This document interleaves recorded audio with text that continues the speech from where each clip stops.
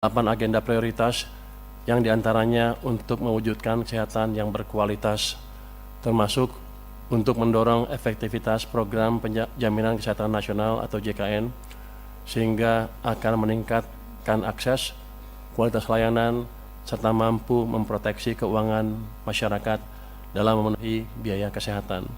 Kalau kita lihat tuh total biayanya mencapai 247,3 triliun rupiah. Jadi pemerintah betul-betul serius memperbaiki kesehatan masyarakat. Ini mungkin angka yang kadang-kadang orang nggak tahu. Kalau saya di keuangan juga bingung, pusing terus. Ini besar terus, makin besar, tapi nggak apa-apa. Ini memang kewajiban pemerintah untuk menjaga kesehatan masyarakat. Next. Berbagai program pemerintah memberikan manfaat yang diterima langsung oleh seluruh lapisan masyarakat.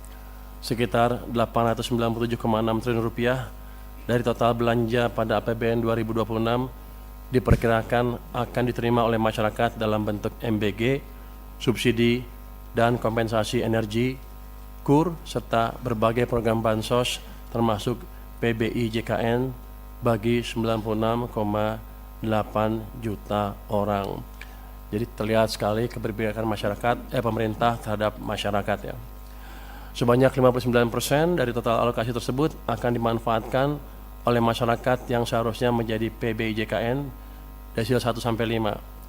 Namun masih ada sekitar 41% masyarakat PBI JKN yang berada pada desil 6-10 yang seharusnya tidak menjadi PBI JKN.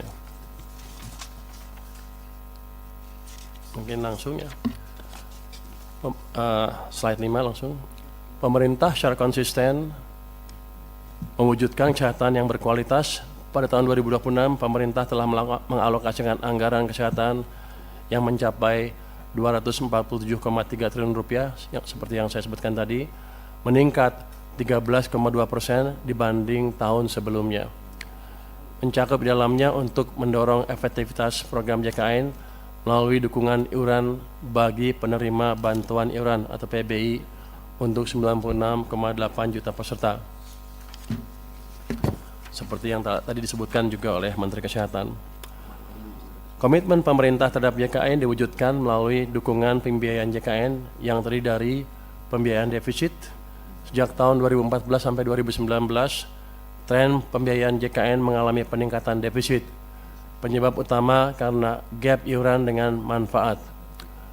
APBN berkontribusi menutup defisit hingga tahun 2019 dan tahun-tahun selanjutnya dengan melakukan intervensi dengan penyesuaian melalui Perpres 75/2019, Jo Perpres 64/2020.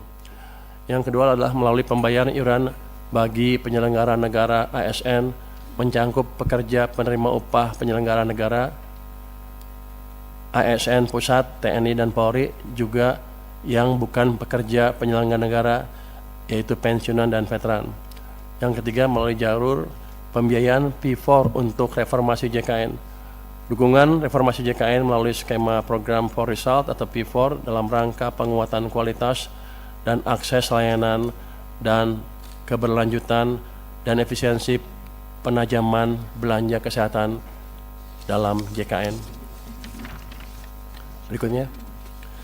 Pemerintah juga mendukung JKN dengan membayarkan iuran PBI JKN melalui DIPA Kemenkes. Komitmen pemerintah terlihat dari capaian PBI JK yang selalu di atas 99% sejak tahun 2023.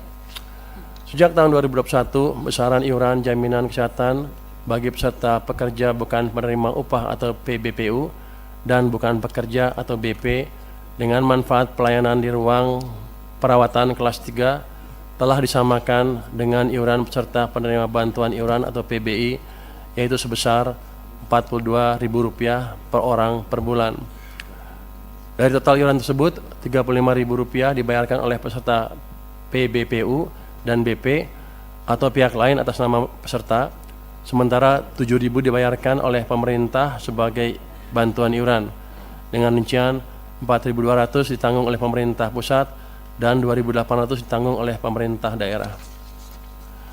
Saat ini pemerintah juga tengah dalam proses penyusunan rancangan peraturan Presiden tentang penghapusan piutang iuran dan denda iuran jaminan kesehatan bagi peserta PBPU dan BP kelas 3. Kebijakan ini bertujuan untuk menghapus tunggakan iuran yang selama ini menjadi beban peserta, sekaligus mendorong peningkatan kepesertaan aktif dan keberlanjutan sistem jaminan kesehatan nasional. Coba bisa